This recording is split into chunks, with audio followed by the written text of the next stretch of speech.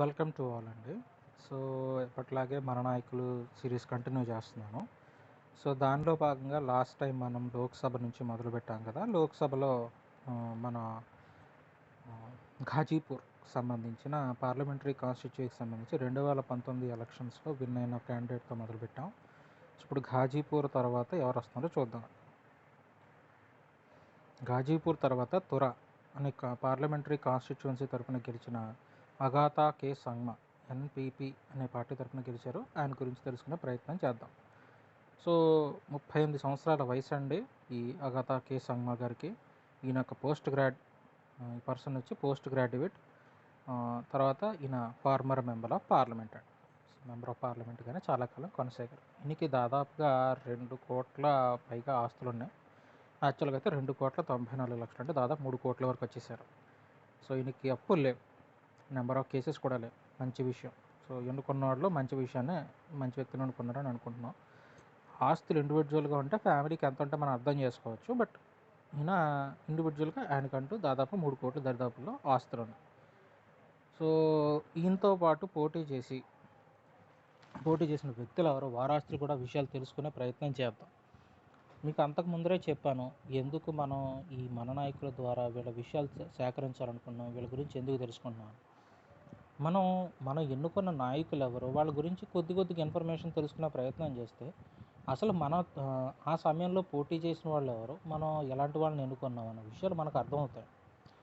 కొద్దిపాటి ఇన్ఫర్మేషన్, కానీ ఇన్ఫర్మేషన్ ఏదైనా సరే మనం దాన్ని జాగ్రత్తగా అనలైజ్ చేసుకుంటే ప్రజలకి ఎంతమంది ఛాన్స్ ఉంది, వాళ్ళలో ఎంతమందిని ఎలాంటి వారిని ఎన్నుకున్నారో ఇవన్నీ తెలుస్తాయి కదా. ఆబ్వియస్గా ఏదో ఒక రోజున మనం ఆలోచించుకోవాలి.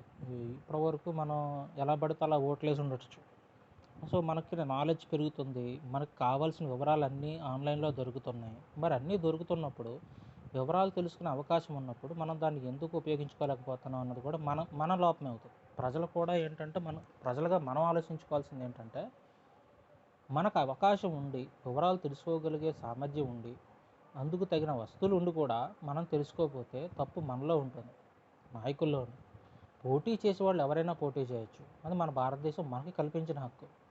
దాన్ని వినియోగించుకుంటున్నామా లేదా, మనకు సంబంధించినంత వరకు పోటీ చేసే వ్యక్తుల వివరాలు మనం తెలుసుకోగలుగుతున్నామా లేదా అన్న విషయాలు తెలుసుకోవాలి.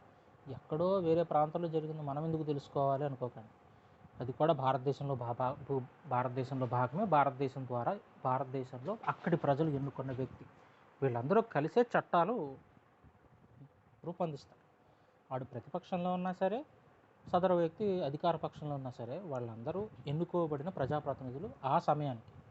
సో వీళ్ళు ఎలా పనిచేశారు ఆ సమయంలో చట్టాలు చేస్తున్నప్పుడు అన్నది మనం తెలుసుకోవాలి. లేదనుకోండి ఏమవుతుందంటే ఇష్టం వచ్చిన చట్టాలు చేసి వెళ్ళిపోతారు. తర్వాత మనం కదా బాధపడేది, వాళ్ళు కాదు. ఫస్ట్ ఎప్పుడు బాధపడేది ఎవరంటే మనమే. మనం అటువంటి పరిస్థితులు తెచ్చుకునే పరిస్థితి మనం కల్పించుకోకూడదు.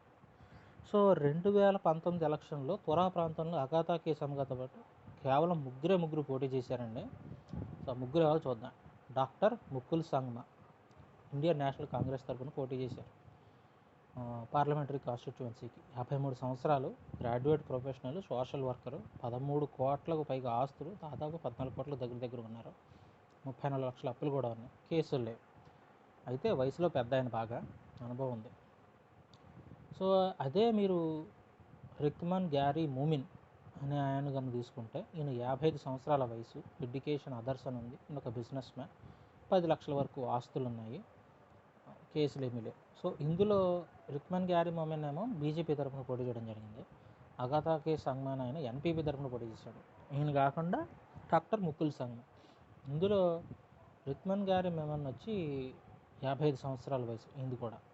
సో ఉన్నవాళ్ళలో యంగ్ అగాతా కే సంగ్మానే.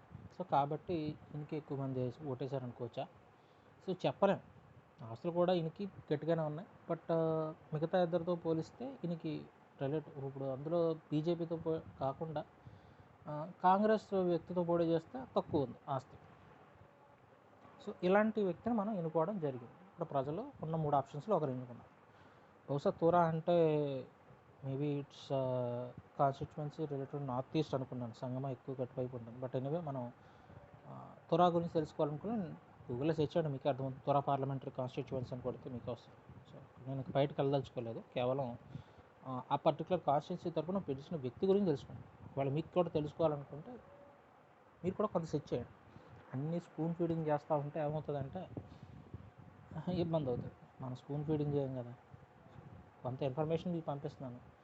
దేశం అంటే ఇంట్రెస్ట్ ఉన్నవాళ్ళు, దేశం అంటే భక్తి ఉన్నవాళ్ళు, దేశం బాగుపడాలనుకున్న వాళ్ళు మీరేం చేయాలా, మీరంటూ ఉందో కొంత వర్కౌట్ చేయాలా. సో మనం అడ్వర్టైజ్మెంట్ ఉన్నాం ఒకటి.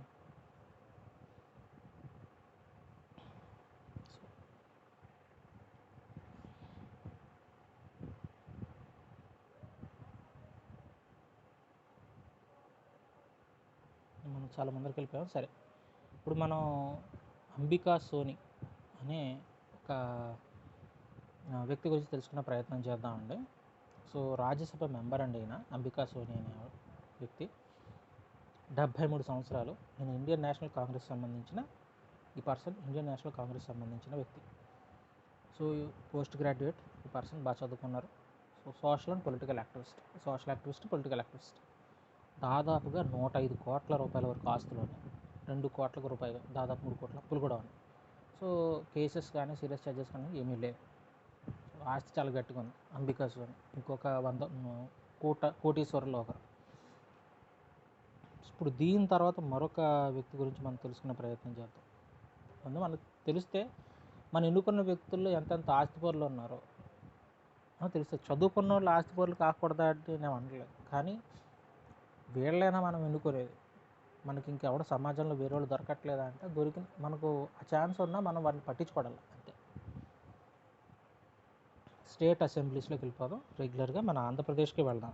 ఆంధ్రప్రదేశ్లో 2019 ఎలక్షన్లో మనం పామరు అసెంబ్లీ కాన్స్టిట్యూన్సీకి సంబంధించి వ్యక్తుల గురించి తెలుసుకున్నాం. ఇప్పుడు 2019 ఎలక్షన్లో గిద్దలూరు కాన్స్టిట్యూన్సీ కూడా అయిపోయినట్టుంది. గిద్దలూరు రాలేదు, క్షమించండి, అన్నా రాంబాబు గారి గురించి తెలుసుకుందాం. గిద్దలూరుకి సంబంధించి వైఎస్ఆర్సీపీ తరపున పోటీ చేసి గెలిచిన వ్యక్తి ఎవరంటే అన్నా రాంబాబు గారు. 54 సంవత్సరాల వయసు. ఈయన ఒక గ్రాడ్యుయేట్, పర్లేదు చదువుకున్నారు. అగ్రికల్చరల్ పొలిటిక్స్ అంటే వ్యవసాయము, రాజకీయం చేస్తున్నారు. 42 కోట్లకు పైగా ఆస్తులు ఉన్నాయి, 6 కోట్లకు పైగా అప్పులు ఉన్నాయి, కేసులు లేవు. సో మరి గిద్దలూరు కాన్స్టిట్యువెన్సీకి సంబంధించి ఈయనతో పాటు పోటీ చేసిన వ్యక్తులు ఎవరో తెలుసుకునే ప్రయత్నం చేద్దాం. సెర్చ్లో జీ అని కొడితే మొత్తం అన్నీ వచ్చేస్తాయి, అదేమో ఇబ్బంది అవుతుంది. సరే, సో గిద్దలూరుకు సంబంధించి అన్న రాంబాబు గారితో పాటు చాలామంది పోటీ చేశారు. సో ప్రతి విషయాన్ని మనం తెలుసుకునే ప్రయత్నం చేద్దాం. సో మొదటగా ముత్తుమల అశోక్ రెడ్డి గారు టీడీపీ తరపున పోటీ చేయడం జరిగింది. ఈయన 50 సంవత్సరాల వయసు అండి. ఈయనకి 12వ తరగతి చదువుకున్నారు. ఈయన వ్యాపారం చేస్తారు. 4 కోట్లకు పైగా ఆస్తులు ఉన్నాయి, 7 లక్షల పైగా అప్పులు ఉన్నాయి. ఒక కేసు రన్ అవుతుంది, సీరియస్ ఛార్జ్ కూడా. సో క్రైమ్ మ్యాటర్లో ఈయన డేంజర్లో ఉన్నారు. నెక్స్ట్ వచ్చి అడిగోపుల హరిబాబు గారు, 41 సంవత్సరాల వయసు, ఇండిపెండెంట్గా పోటీ చేయడం జరిగింది. ఈయన ఒక గ్రాడ్యుయేట్, బాగా చదువుకున్నారు, వ్యవసాయం చేస్తారు. 17 లక్షలకు పైగా ఆస్తులు ఉన్నాయి, కేసులు ఏమీ లేవు, అప్పులు కూడా ఏమీ లేవు. తర్వాత గోపిరెడ్డి పుల్లారెడ్డి గారు ఇండిపెండెంట్గా పోటీ చేయడం జరిగింది. 53 సంవత్సరాల వయసు, ఇండిపెండెంట్ అండి. 8వ తరగతి చదువుకున్నారు. ఈయనకు వ్యవసాయం చేస్తారు, రైతు. 16 లక్షలకు పైగా ఆస్తులు ఉన్నాయి, 1 లక్ష అప్పులు ఉన్నాయి, కేసులు ఏమీ లేవు. సో తర్వాత లక్ష్మీ రామ నాయక్ ముద్దావత్ గారు, 26 సంవత్సరాల వయసు, ఇండిపెండెంట్, 10వ తరగతి పాస్ అయ్యారు. కల్టివేషన్, వ్యవసాయానికి సంబంధించిన దాంట్లోనే ఉన్నారు. 1 లక్షకు పైగా ఆస్తులు ఉన్నాయి, అప్పులు లేవు, కేసులు ఏమీ లేవు. తర్వాత ఈయన ఇండిపెండెంట్ అండి, పగడాల పెద్ద రంగస్వామి. ఈయన ఇండియన్ నేషనల్ కాంగ్రెస్ తరపున పోటీ చేయడం జరిగింది. 47 సంవత్సరాల వయసు, 10వ తరగతి చదువుకున్నారు. ఈయన కూడా వ్యవసాయ రంగానికి చెందినవారే. 32 లక్షలకు పైగా ఆస్తులు ఉంటే అప్పులు లేవు, కేసులు కూడా ఏమీ లేవు. తర్వాత పాండురంగయ్య గౌతమ్, ఇండిపెండెంట్ అండి. ఈయన 30 సంవత్సరాల వయసు, చదువుకోలేదని, కల్టివేషన్, వ్యవసాయ రంగానికి చెందినవారు. 1 లక్షకు పైగా ఆస్తులను, అప్పులు లేవు, కేసులు కూడా ఏమీ లేవు. తర్వాత పిడతల సరస్వతి గారు బీజేపీ తరపు నుండి పోటీ చేయడం జరిగింది. 39 సంవత్సరాల వయసు, 10వ తరగతి చదువుకున్నారు. ఈవిడ ఒక ఇంటి వద్దనే ఉండే గృహిణి, వ్యవసాయంలో కూడా కొంత అనుభవం ఉంది. 4 లక్షలకు పైగా ఆస్తులు ఉన్నాయి, అప్పులు లేవు, కేసులు కూడా లేవు. తర్వాత షేక్ రషీద్ ఇండిపెండెంట్గా పోటీ చేయడం జరిగింది గిద్దలూరు తరపున. 33 సంవత్సరాల వయసు, 10వ తరగతి చదువుకున్నారు, ప్రైవేట్ బిజినెస్ చేస్తారు, 5 లక్షలకు పైగా ఆస్తులు ఉన్నాయి, కేసులు అయితే ఏమీ లేవు. తర్వాత సుధాకర్ అన్నగని నవ సమాజ్ పార్టీ తరపున పోటీ చేయడం జరిగింది. సో 36 సంవత్సరాల వయసు, 12వ తరగతి చదువుకున్నారు, ఆటో డ్రైవర్, 10,000 వరకు ఆస్తులు, 24,000 అప్పులు ఉన్నాయి, కేసులు లేవు. తర్వాత ఉందేల రమణారెడ్డి గారు ఇండిపెండెంట్గా పోటీ చేయడం జరిగింది. సో 49 సంవత్సరాల వయసు, 12వ తరగతి చదువుకున్నారు, అగ్రికల్చర్ అది వ్యవసాయం దాంట్లో ఉంటారు, 15 లక్షలకు పైగా ఆస్తులు ఉన్నాయి, 1,500,000 పైగా అప్పులు ఉన్నాయి, కేసులేమీ లేవు. సో ఇది ఆంధ్రప్రదేశ్ రాష్ట్రానికి సంబంధించిన వివరాలు. సో ఎప్పటిలాగా మనం ఉత్తరప్రదేశ్ గురించి కూడా ఒకటి తెలుసుకోవాలనుకున్నాం కదా. సో ఉత్తరప్రదేశ్ గురించి కూడా తెలుసుకునే ప్రయత్నం చేద్దాం. ఉత్తరప్రదేశ్లో 2017 ఎలక్షన్లు జరిగినాయి. అందులో భాగంగా మనం అబ్రార్ అహ్మద్ గారి గురించి తెలుసుకున్నాం. నెక్స్ట్ అదితి సింగ్ రాయ్బరేలీ కాన్స్టిట్యూన్సీ తరపున ఇండియన్ నేషనల్ కాంగ్రెస్ తరపున పోటీ చేసి గెలిచిన వ్యక్తి. పోస్ట్ గ్రాడ్యుయేట్, 29 సంవత్సరాల వయసు, వ్యాపారం అది చేస్తారు, 13 లక్షలు, దాదాపుగా 14 లక్షల వరకు ఆస్తులు ఉన్నాయి, అప్పులు మాత్రం 44 లక్షలు ఉన్నాయి. సో నెంబర్ ఆఫ్ కేసెస్ ఏమీ లేవు, అయితే ఆస్తుల కన్నా అప్పులు ఎక్కువ. రాయ్బరేలీ కాన్స్టిట్యూన్సీ తరపున పోటీ చేసి గెలిచిన వ్యక్తి. సో ఇదండి మన నాయకుల గురించి. సో నెక్స్ట్ మనం ఎప్పట్లాగే మన పొలిటికల్ పార్టీస్లో ఒక పార్టీ గురించి తెలుసుకునే ప్రయత్నం చేద్దాం. బీజేపీ, కాంగ్రెస్ అయిపోయినాయి, బీఎస్పీ కూడా అయ్యింది. నెక్స్ట్ మనకున్న party CPI, communist party of India. So దీని గురించి మనం ఎందుకు తెలుసుకోవాలి అంటే, ఒకవేళ దేశంలో ఏమన్నా సిద్ధాంతాలకి అనుగుణంగా పనిచేసే పార్టీలు ఏమైనా ఉన్నాయంటే అది కమ్యూనిస్టులు, బీజేపీ మాత్రమే. మిగతా వాళ్ళకి ఎవరికి ఒక పర్టికులర్ సిద్ధాంతం ఉండదు, ఏటి ఉండదు. సో తమ నమ్మిన విలువల కోసం కట్టుబడి పనిచేసే వాళ్ళే ఎక్కువగా ఉంటారు ఇందులో. So communist party of India న్యూఢిల్లీలో ఉంటుంది, వీళ్ళ మెయిన్ బ్రాంచ్. దాని గురించి ఇక్కడ ఉంది. మొత్తం మీద వీళ్ళకి ఎన్ని కోట్ల రూపాయల ఆస్తులు అంటే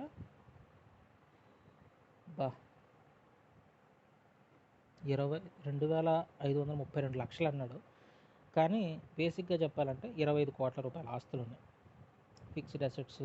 దీనికి సంబంధించి మిగతాది ఇక్కడ లక్షల్లో ఇచ్చారు. మరి ఎందుకు ఇలాగా రివర్స్లో లక్షల్లో ఇచ్చారు నాకు ఇప్పటికీ అర్థం కాదు. 2,532 లక్షల ఆస్తులని ఎందుకు అంటున్నారు నాకు ఇప్పటికీ అర్థం. 25 కోట్లు అంటే సరిపోయేది కదా. సో లైబిలిటీస్ అంటే 25 కోట్ల రూపాయల లైబిలిటీస్ అంటే అప్పులు ఉన్నాయి. సో టోటల్ ఇన్కమ్ వచ్చి 7,15 లక్షలు అయితే టోటల్ ఎక్స్పెండిచర్ కూడా 7,15 అంటే వీళ్ళకి ఏం ఆస్తులు లేవు, అప్పులు అన్నీ అయిపోయినాయి బరాబర్గా. సో సిపిఐ గురించి ఇంకా తెలుసుకోవాలనుకుంటే మీరు మైనేత యాప్ డౌన్లోడ్ చేసుకోండి. ఇదంతా మీకు అసోసియేషన్ ఫర్ డెమోక్రాటిక్ రిఫార్మ్స్ అనే వెబ్సైట్లో దొరుకుతుంది. సో ఇది అందరూకి చేరవేయండి, ఎందుకంటే ఎవరైతే నిజాన్ని తెలుసుకోవాలనుకుంటున్నారో, ఎవరైతే అన్వేషణ చేయాలనుకుంటున్నారో, మన దేశంలో ఉన్న నాయకుల గురించి తెలుసుకోవాలనుకుంటున్నారో, I think it's a good start. ఇలాంటి యాప్ ద్వారా, ఇలాంటి వెబ్సైట్ ద్వారా you will get to know మన ఎన్నుకున్న నాయకుల యొక్క ఆస్తులు ఏంటి, వాళ్ళు చదువుకున్న చదువు ఏంటి, వాళ్ళ వయసు ఏంటి, ఇవన్నీ మనకి తెలుస్తాయి. తెలిసినప్పుడు we can better understand what kind of person we are sending to the parliament అవ్వచ్చు, అసెంబ్లీ కావచ్చు, ఎవరిని మనం పంపిస్తున్నాం అన్న విషయం మనకు అర్థమవుతుంది. ఇది చిన్న చితక వ్యక్తులను అయితే మనం పంపించడం లేదు, కోట్ల రూపాయల ఆస్తులు ఉన్న వాళ్ళని పంపిస్తాం. మరి నార్మల్ పర్సన్ ఎప్పుడు పంపిస్తారు మనం ఆలోచించుకోవాలి కదా. అంత డబ్బున్న వాళ్ళకి ఇస్తే వాళ్ళ ఆలోచనలు ఎప్పుడు డబ్బున్న వాళ్ళు తగ్గట్టుగానే ఉంటాయి, పేదవాళ్ళ గురించి ఆలోచించాల్సిన అవసరం లేదు. మనలో ఒకడు వెళ్ళినప్పుడు మన గురించి ఆలోచిస్తాడు. ఆ మనలో ఒకడు ఎలాంటి వాడిని పంపించాలనేది మనం ఆలోచించుకోవాలి. చెప్పడానికి బాగుంటాయి ఇవి, కానీ ఆచరణలోకి వచ్చేటప్పటికి అవి సాధ్యం కావు. ఎందుకంటే ఒక పేదవాడు ఎంత అనుకున్నా ఊరు మొత్తం తెలిసే అవకాశం లేదు, కానీ డబ్బున్నాడు అందరికీ తెలుస్తాడు. దానికి అనేక రకాల కారణాలు ఉంటాయి. సో వీటిని మనం దృష్టిలో పెట్టుకోవాలి. సరేనండి, ఇదంతా ఎందుకు ఏంటి అన్నది మనం తెలుసుకునే ప్రయత్నంలో భాగంగా చేసేది. సో ఓకే, డొనేషన్స్ ఎవరెవరు ఇస్తున్నారు 2018-19 ఇప్పటివరకు ఇన్కమ్ ఎక్స్పెండిచర్ గురించి చూసాం. ఇప్పుడు కమ్యూనిస్ట్ పార్టీకి highest number of donations. So నేను ఇంకా టాప్ డోనర్స్ ఎవరో వీళ్ళని చెప్పడం లేదు, నేను కేవలం టోటల్ డొనేషన్స్ అన్ని ఎన్ని డొనేషన్స్ వచ్చాయి, యావరేజ్ డొనేషన్ ఎంత అనేది చెప్తున్నాను. ఇది 2018-19 ఫైనాన్షియల్ ఇయర్కి సంబంధించి ఇప్పటివరకు వచ్చిన డొనేషన్స్ అండి.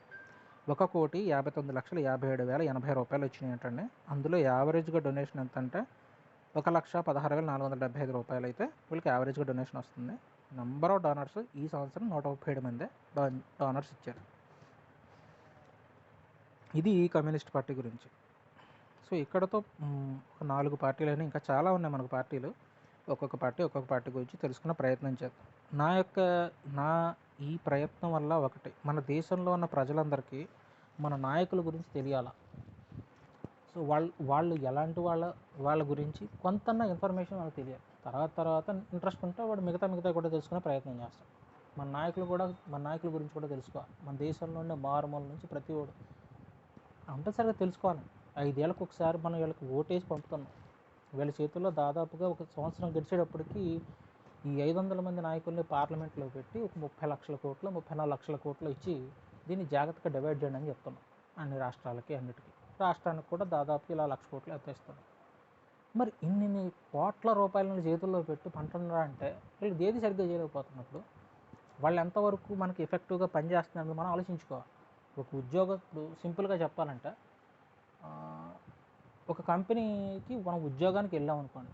ఉద్యోగానికి వెళ్ళినప్పుడు మనం రకరకాల ప్రశ్నలు ఆరాధిస్తాం.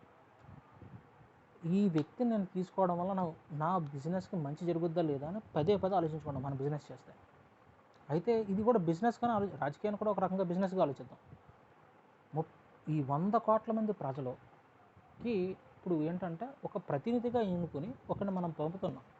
ఆ పంపిన వ్యక్తి ఎంత బాగా పని చేస్తున్నాడో లేదా అన్నది మనం ఆలోచించుకోవాలిగా. ఇప్పుడు పంపిన వ్యక్తుల సమూహానికి మనం రకరకాల సదుపాయాలు కల్పిస్తాం. తక్కువేం కాదు. ఒక మంత్రికి, పార్లమెంట్లో ఉన్న మంత్రికి మనం ఇచ్చే సదుపాయాలు బహుశా మనకు కూడా దొరకవు. అన్ని సదుపాయాలు ఇచ్చినా కూడా వీళ్ళు పరిచయలేకపోతే ఆబ్వియస్గా మనం దాన్ని రెక్టిఫై చేసుకోవాల్సిన అవసరం ఉంటుంది. మన భారతదేశానికి సంబంధించి పన్నుల రూపంలో బోల్డంత వస్తుంది. నువ్వు రోజు కొన్ని బిస్కెట్ నుంచి మొదలుపెట్టి బస్సు కావచ్చు, నువ్వు ఆస్తి పన్ను కట్టచ్చు, నీ ఉద్యోగాన్ని బాగా డబ్బులు సంపాదిస్తే దాని నుంచి కూడా నువ్వు పన్ను కడతావు. ఇలా అన్ని రకాలుగా నువ్వు పన్నులు కట్టి దేశానికి 30 లక్షల కోట్ల పైమాటే మనం సంపాదించి ఇస్తున్నాం. ఇంకా పెరిగాయి. సో 30 లక్షల కోట్లు ఒక సంవత్సరానికి మనం ఇస్తున్నప్పుడు ఆ 30 లక్షల కోట్లను వీళ్ళు ఎంత బాగా బట్వాడా చేస్తున్నారు, ఎంత బాగా గవర్నెన్స్ చేస్తున్నారు, అది కదా మనం చూసుకోవాలి. ఇప్పుడు మనం ఎన్నుకున్న వాళ్ళు ఎంత బాగా పనిచేశారు, మనకి ఎంత బాగా అభివృద్ధి జరిగింది. సో దానికి కొలమానం ఏంటంటే జీడిపి చెప్తాం. ఎందుకంటే gross domestic product growth rate అని అంటాం. అంటే ఒక సంవత్సర కాలంలో మన దేశం మొత్తం సంపాదించిన మొత్తం సంపదని మన జనాభాతో భాగించి చేయగా వచ్చిన రేట్ అండి. సో దాని ప్రకారం చూసినప్పుడు ఎంత బాగా డెవలప్ అయింది అంటే మన దేశం అంతా కలిసి 100 రూపాయలు ఇస్తే మనం లాభాల్లోకి తీసుకెళ్తున్నారా, నష్టాల్లోకి తీసుకెళ్తున్నారా మన దేశాన్ని? ఇప్పుడు జీడిపి గ్రోత్ రేటు 5% ఉందనుకోండి. దాని అర్థం ఏంటంటే మన దేశం అంతా కలిసి 100 రూపాయలు చేతిలో పెడుతుంటే దానికి 5 రూపాయలు లాభం తీసుకొచ్చి పెడుతున్నారు. జీడిపి గ్రోత్ మైనస్లో ఉంది. ఇప్పుడు మన దేశం జీడిపి గ్రోత్ మైనస్లో ఉంది. నాకు తెలిసిన లేటెస్ట్ బహుశా -15%, 11%. అంటే దాని అర్థం ఏంటంటే మన దేశానికి మన దేశం అంతా కలిసి 100 రూపాయలు చేతిలో పెడుతుంటే మనకు తిరిగి వెనక్కి ఎంత వస్తుందంటే 89 రూపాయలు. అంటే మనం పెట్టే ప్రతి 100 రూపాయల్లో 11 రూపాయలు నష్టపోతున్నాం మనం. సో అంటే ఇక్కడ నాయకులు సరిగ్గా పనిచేయట్లేదు అన్నది అర్థం అని. నాయకులు సరిగ్గా నిర్ణయాలు తీసుకోవట్లేదు, దానివల్ల పని సరిగ్గా జరగట్లేదు, పని సరిగ్గా చేయించట్లేదు. అందువల్ల మనం నష్టపోతున్నాం అని చెప్పడం, 11 రూపాయలు నష్టపోతున్నాం. సో ఇది మనం తెలుసుకోవాలి. ఎవడో వచ్చి చెప్పాల్సిన అవసరం లేదు, ఇవన్నీ మనమే తెలుసుకోవాలి. సో ఎక్కడైతే మనకి సరైన వివరం అందుతాయో అప్పుడే ఇవన్నీ జరుగుతాయి. మన మీడియా అంతా భజన చేసే కూర్చున్నారు కదా, చెక్క భజన చేస్తున్నారు గవర్నమెంట్కి. మరి చెక్క భజన చేసేవాడి దగ్గర నీకు నిజాలు రానప్పుడు నీకు ఏ విషయం తెలియదు. మనమే తెలుసుకుని అందరికీ చెప్పాలి. నేను అంత మహాజ్ఞాని కూడా కాదు. నాకు తెలిసిన దాంట్లో, అందరూ చెప్పిన దాంట్లో కొంత విషయాలు తెలుసుకుని దాన్ని అందరి ముందు చెప్తాను. సో పొలిటికల్గా నేను అలా తెలుసుకోలేదు. పొలిటికల్గా వెళ్తే అన్నీ ఆడికి పోయేసరు, ఇటు ఆడికి పోయేసరు అంటారు. నేను అలా ఉండట్లేదు. పొలిటికల్కి వెళ్ళి అంతా చెప్తాంతా మనకు అనవసరం.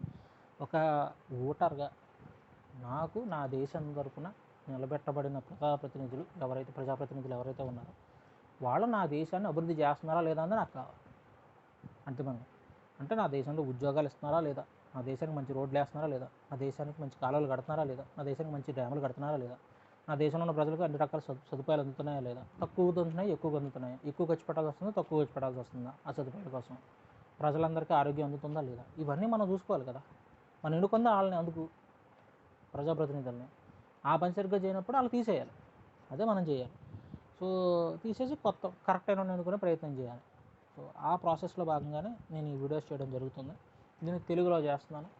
సో మిగతా వాళ్ళు ఎవరైనా if you are interested about these kind of information and you wanted to spread about our politicians and how they are working towards our India, then you have to know about what kind of politicians are we are giving the space into the parliaments or the assembly. So that's about my English and about to tell the people that. So let me tell you in Hindi as well, so that the people of the country who are speaking Hindi maybe can understand why I am doing this. जहाँ तक मुझे पता है, जहाँ हम लोगों ने जो पॉलिटिशियंस को हमने भेजा है जो पार्लियामेंट और असेंबलीज में, उन लोग क्या काम कर रहे हैं.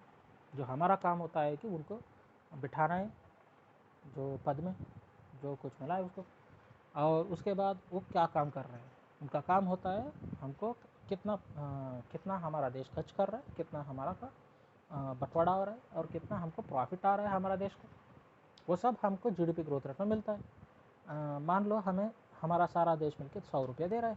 100 रुपये देने के बाद हमें प्रॉफिट में आ रहा है. तो जीडीपी ग्रोथ रेट पॉजिटिव में है तो 5 रुपये का, अगर जीडीपी ग्रोथ रेट 5% है, इसका मतलब है हम 100 रुपये दे रहे हैं तो 5 रुपया प्रॉफिट हमको मिल रहा है हमारा देश को. अगर जीडीपी ग्रोथ रेट नेगेटिव में है, इसका मतलब है माइनस में है. जैसे कि मान लो हमारा कोरोना का समय में एक बार -15% हुआ है, जिसका मतलब यह है कि हमारा सारा देश मिलकर 100 रुपये दे रहा है तो हमारा गवर्नमेंट को सिर्फ 85 रुपीज़ आ रहा है. जिसका मतलब 15 रुपया, जिसको 15 रुपीज़ हम खो रहे हैं. हमारा जनता, हमारा देश खो रहा है. तो वो तो एक तरह का नंबर बताता है कि हमारा देश को जो प्रतिनिधि है, पॉलिटिशियंस है, वो उनका काम नहीं कर रहा है. जिसकी वजह से हमारा देश नुकसान में जा रहा है. तो वही नहीं है, हमारा देश में कितना एम्प्लॉयमेंट हो रहा है, कितना डेवलपमेंट हो रहा है, कितना कैनाल्स बना रहा है, कितना पावर जनरेट हो रहा है. हमारा देश में कितना लोग ये डेवलपमेंट का सब जो अम्यूनिटीज़ है वो सब मिलता है नहीं. हम बहुत खर्चा करके, हमारा जो जेब खर्चा करके ये सब कुछ मिल रहा है या हमको सस्ते में मिल रहा है. ये सब कुछ ये लोग की वजह से ही हमको मिलता है. अगर अच्छा पॉलिटिशियन है तो वो हमको सस्ते में सब कुछ देने के लिए प्रयास करेगा.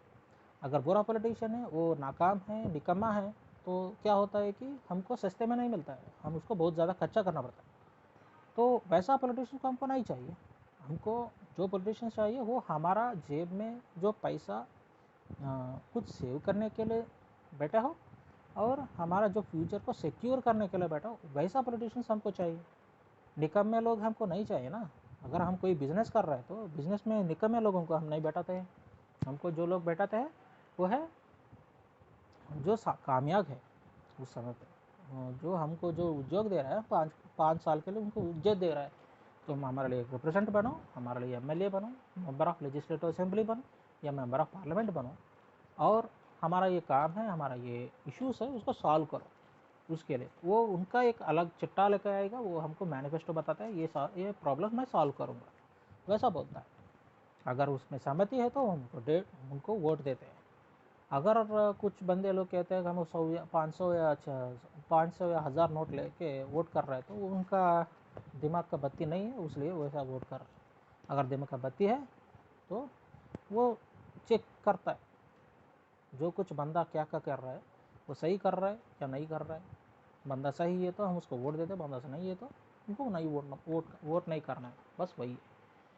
ये इसके लिए सिर्फ इसलिए ही हमारा जनता को ये नहीं समझ में आ रहा है कि क्यों ऐसा लोगों को हम भेज रहे हैं. अभी तो हमारा जो रेट्स है पेट्रोल का, हमारा जो हर दिन जो खर्चा करना पड़ रहा है वो सब महंगा आ रहा है. जिसका मतलब ये है कि जो लोग हम जो असेंबलीज में और पार्लियामेंट में बैठाए हैं उन लोगों को तो सही तरह से काम नहीं कर रहा है. इसलिए हमारा जो रोज़ हम जो खरीदते हैं उनका प्राइस बढ़ रहा है. अगर जो पॉलिटिशियन समर्थ है और उसका प्रॉब्लम को आंसर करता है और उसके वजह को ढूंढ के उसको कम करने की कोशिश करता है, वो सही तरीका ढंग का पॉलिटिशियन है. अगर वो नहीं है, वो निकम्मा पॉलिटिशियन है. मामला बस उतना ही है. कुछ लोग बोलते हैं जो कुछ भी बोले, वही है ना. जो हम पॉलिटिशियंस को इसलिए बैठाते हैं कि जो उनका काम तो वही है.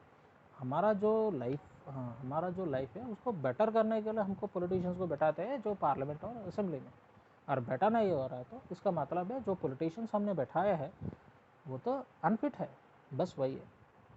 हमें जो पार्टी के लिए और जो कुछ है वो उनका मामला है, अगर पार्टी में प्रॉब्लम है तो उनका मामला है।